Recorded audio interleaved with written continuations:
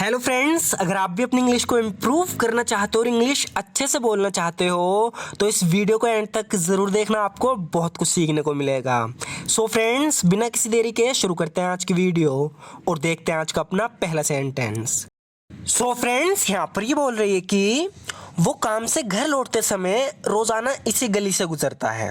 सो इसे हम इंग्लिश में इस तरीके से बोलेंगे, he passes by this street every day on his way from work. तो यहाँ पर जो कहा गया है on his way from work का मतलब है कि काम से घर आते समय, घर लौटते समय, he passes by this street every day, वो रोज़ाना इसी गली से गुजरता है। अगर आपको किसी से इस तरीके से बोलना हो तो आप बोलोगे ही पासिस बाय दिस स्ट्रीट, यानी वो इस गली से गुजरता है एवरी डे, रोज़ाना, on his way from work, यानी काम से घर लौटते समय। जब मैं गली में उसके पास से गुजरी तो उसने जानबूझकर मुझे इग्नोर किया। आगे बता रही है कि जब गली में उसके पास से गुजरी तो उसने जानबूझकर मुझे इग्नोर किया। इसे इंग्लिश में बोलेंगे, he deliberately ignored me when I passed him in the street. When I passed him in the street का मतलब है कि जब मैं उसके करीब से गुजरी, उसके पास से गुजरी, ही डेलिबरेटली इग्नोर्ड मी, उसने जानबूझकर मुझे इग्नोर किया। जानबूझ के इसके लिए हमने यूज़ किया है डेलिबरेटली का। तो कह रही है कि he deliberately ignored me when I passed him in the street. जब मैं गली में उसके पास से गुजरी तो उसने जानबूझकर मुझे इग्नोर किया। उसने तो माफ़ी मांगने की भी कोशिश नहीं की। यहाँ पर उस लड़के की वजह से काफ़ी नुकसान हुआ है पैसों का, तो यहाँ पर ये कह रही है कि उसने तो माफ़ी मांगने की भी कोशिश नहीं की, यानी माफ़ी मांगने का भी प्रयास नहीं किया।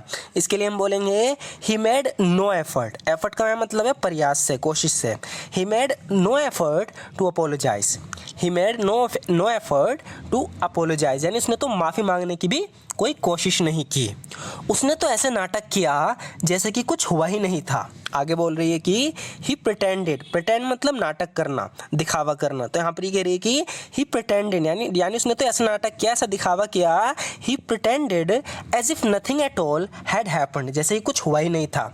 He pretended as if nothing at all had happened, उसने तो ऐसे नाटक किया जैसे कुछ हुआ ही नहीं था। उसके साथ काम करना मेरे करियर की सबसे बड़ी गलती थी। यहाँ पर आगे बोल रही है कि working with him was the biggest mistake of my career. Working with him was the biggest mistake of my career, यानी उसके साथ काम करना मेरे करियर की सबसे बड़ी गलती थी। Working with him was the biggest mistake of my career. वो अपना खुद का बिजनेस शुरू करना चाहता था। यहाँ पर ये बता रही है कि he wanted to start his own business. He wanted to start his own business, तो उसके बारे में बता रही है कि उसके पास पैसे तो थे नहीं, वो अपना खुद का बिजनेस शुरू करना चाहता था। He wanted to start his own business. मैंने उस पर भरोसा किया और अपनी सारी पूंजी उस बिजनेस में लगा दी जो उसने शुरू किया। तो बता रही है कि आई trusted him and invested all my capital. यहाँ पे कैपिटल का मतलब है पैसे से, मनी से, पूंजी से। कह रही है कि आई trusted him and invested all my capital in that business, यानी मैंने उस पर भरोसा करके उस बिजनेस में सारा पैसा लगा दिया, सारा पैसा इन्वेस्ट कर दिया। आई trusted him and invested all my capital in that business.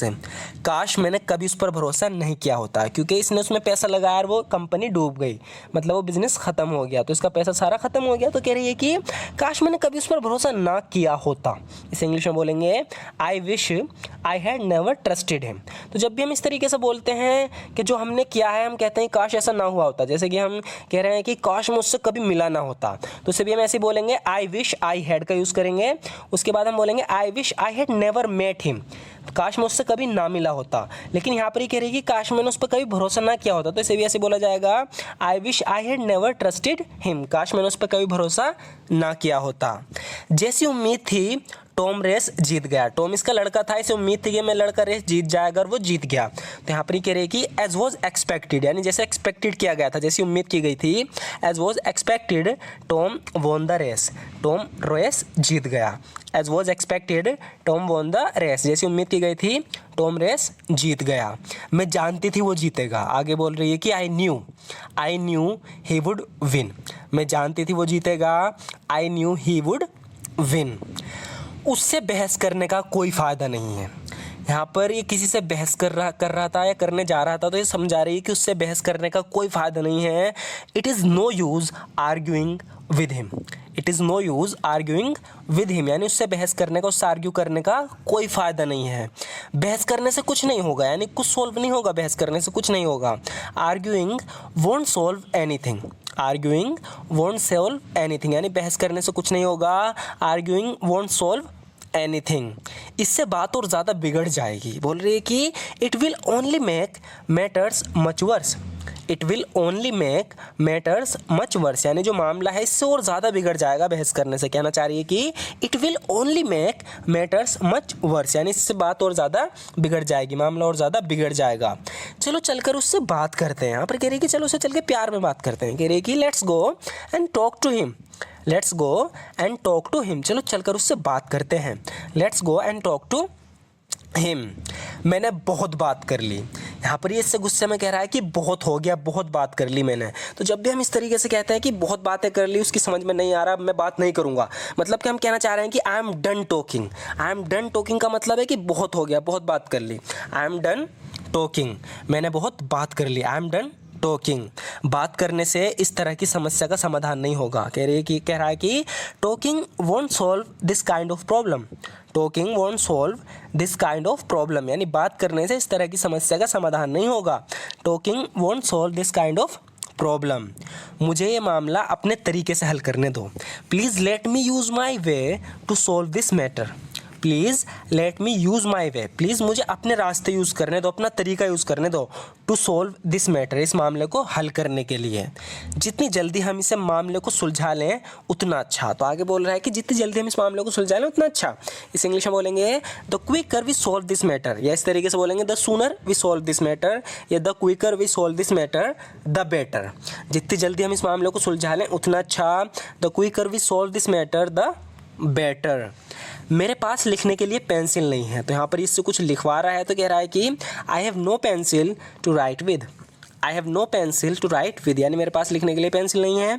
I have no pencil to write with, please इसे इसकी जगह पर वापस रख दो। तो किसी ने कोई नाजुक चीज़ उठा ली जो टूट सकती है, तो इससे कह रही है कि please put it back in its place, please put it back in its place, यानी प्लीज़ इसे इसकी जगह पर वापस रख दो। Please put it back in its place.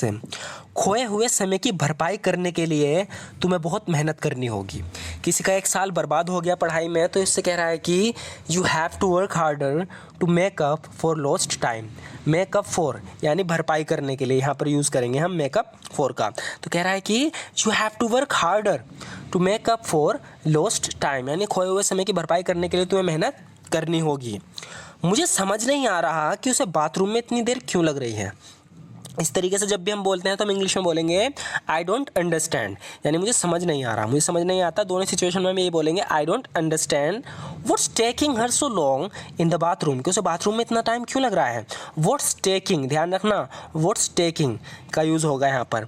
I don't understand what's taking her so long in the bathroom, मुझे समझ नहीं आ रहा कि उसे बाथरूम में इतना समय क्यों लग रहा है। यहाँ वाई का यूज़ नहीं करना हमें। पहली बार मैंने तुम्हें देखा था तुमने काला कोट और सफ़ेद टाई पहनी हुई थी। यहाँ पर ये किससे बता रही है कि first time I saw you, जब मैंने पहली बार तुम्हें देखा, यानी पहली बार तुम्हें देखा, first time I saw you, you are wearing black coat and a white tie, तुमने काला कोट और सफ़ेद टाई पहनी हुई थी। सम्मेलन, यानी सम्मेलन को बोलते हैं हम कॉन्फ्रेंस। तो यहाँ पर कह रहा है कि सम्मेलन में लगभग 500 लोगों के भाग लेने की उम्मीद है। इसे इंग्लिश में बोलेंगे about 500 people are expected to participate in the conference. About 500 people are expected to participate in the conference, यानी कॉन्फ्रेंस में लगभग 500 लोगों के भाग लेने की उम्मीद है।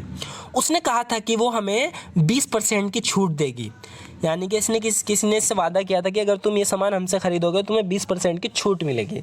जब भी हम इस तरीके की बातचीत करते हैं तो हम यूज़ करेंगे, जैसे कि यहाँ पर हुआ है, कह रहा है कि शी सेड, यानी उसने कहा था, she would give us 20% of. 20% of मतलब 20% की छूट। ऑफ का यूज़ होगा यहाँ पे OFF का। तो यहाँ पर ये बता रहा है कि शी सेड, उसने कहा था, she would give us 20% of, उसने कहा था कि वो हमें 20% की छूट देगी। अगर तुम कूपन कोड का उपयोग करते हो तो तुम्हें 10% की छूट मिलेगी। यहाँ पर ये किससे कह रहा है कि if you use the coupon code you will get 10% of. तो यहाँ पर भी छूट लेने की बात है, इसलिए हम परसेंट के बाद ऑफ का यूज़ करेंगे। If you use coupon code, अगर तुम कूपन कोड का यूज़ करते हो यू विल गेट 10% ऑफ, तो तुम्हें 10% की छूट मिलेगी। तो जब भी छूट की बात होती है तो हम इस तरीके से बोलते हैं इंग्लिश में। सो फ्रेंड्स, आज की वीडियो में बस इतना ही। और मैं आपको बता दूं, लास्ट के 4 से 5 सेंटेंसेस इस वीडियो में हमने रिपीट किए हैं ताकि जो पहले पढ़ चुके हैं उनकी भी प्रैक्टिस होती रहे। अगर आपको वीडियो अच्छी लगी और इस तरह की और भी वीडियोस देखना चाहते हो तो हमारे चैनल को जरूर सब्सक्राइब कर लेना। वीडियो अच्छी लगी हो तो लाइक ज़रूर कर देना। Thank you so much for watching this video friends.